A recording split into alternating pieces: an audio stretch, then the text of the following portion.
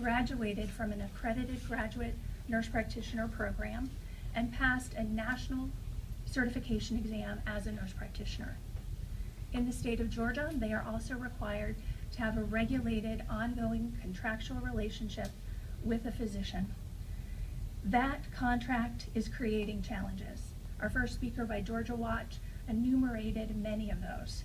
Those challenges are adding to this geographic clustering that many people have talked about with healthcare providers in the state. It is causing delays in care, and it's inhibiting the state's ability to make full use of a workforce that you already license and have on the ground in the state. In working with states across the country, we get asked really three main questions. What is the safety and quality, and how does it compare? What are the economic impacts of this change? And what role does licensure play in access to care? So fairly quickly, we're going to hit on those points in the presentation.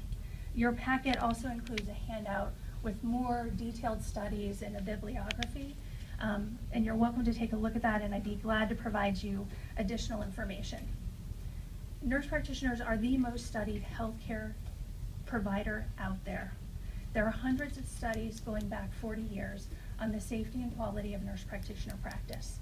And in fact, I was at a conference a couple weeks ago meeting with someone who is a national workforce researcher. He's not a healthcare clinician. He is a researcher that's geared towards workforce. How do we get people where we need to be? Where are they now? What are their motivators? And he said to me, Tay, really the volume and the weight of the research around nurse practitioners means the question of quality and safety is answered. That's no longer a question.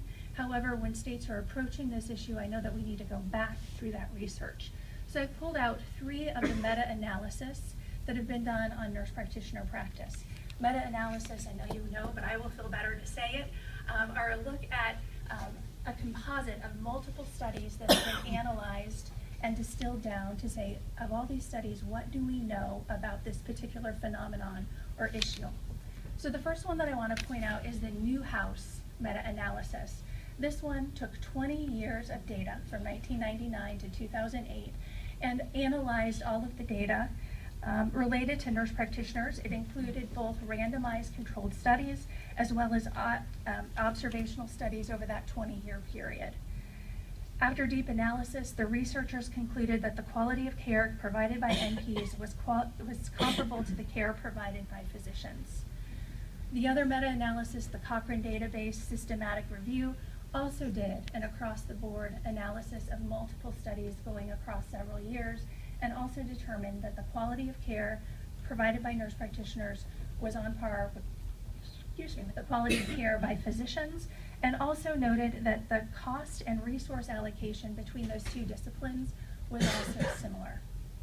More recently, the Institute of Medicine undertook a groundbreaking work related to nursing and how our country can utilize nursing to help meet healthcare needs across the board. Part of their work was to take a look at the body of evidence related to advanced practice nurses and make recommendations. In speaking to several folks who were on that research group, they told me, Tay, this wasn't a slam dunk. We didn't all walk into the room and think, yep, this is where we're going. But after reviewing all of the evidence, distilling them down, they came to the conclusion that the evidence does not support a conclusion that APRNs are less able than physicians to provide safe, effective, and efficient care. They also found that states that had more restrictive scope of practice, so more restrictive licensure laws, did not have better safety or better quality than states that did not require that contractual relationship with physicians. Senator Unterman, I heard you talk about going to an opioid meeting earlier in the week. We have legislators across the country who are also asking, what about opioid prescribing?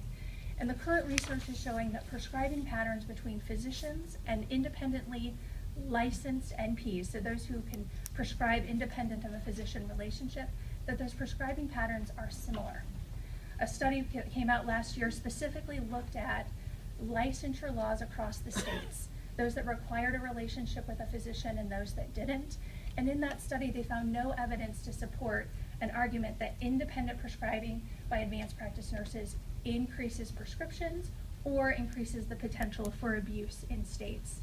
Currently, there are 22 states in the District of Columbia that authorize independent prescribing by nurse practitioners.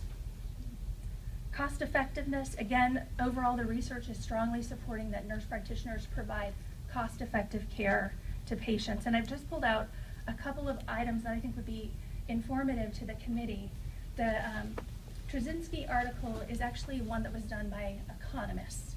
These economists looked at 17 states that provide full practice authority, authorized nurse practitioners on a license solely regulated by the Board of Nursing without a relationship with a physician to practice, and compared those to states that were more restrictive. They found that in those states that had full practice authority, there was an increase in access to care. There were fewer emergency room visits for issues that could be managed in an outpatient primary care setting, such as asthma exacerbation, refills of medication, and primary care issues, and that the productivity of both physicians and nurse practitioners increased. I picked this particular article because the researchers noted that these benefits were not because nurse practitioners were migrating out to rural and underserved areas, although they do, and we'll talk about that in a minute. In this particular study, they attributed these cost savings productivity increases to the removal of unnecessary physician supervision and oversight.